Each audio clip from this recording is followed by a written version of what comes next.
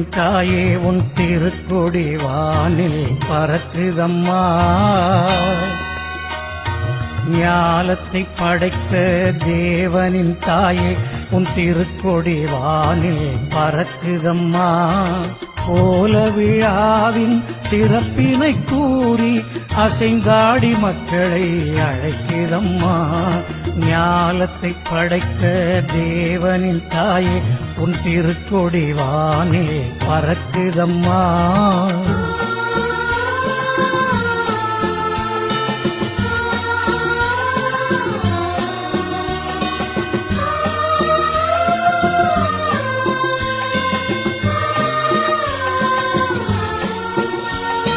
தன்னை உலகிற்கு தந்திட்ட தேவனின் தாயே உந்தன் நிழல் தேடி.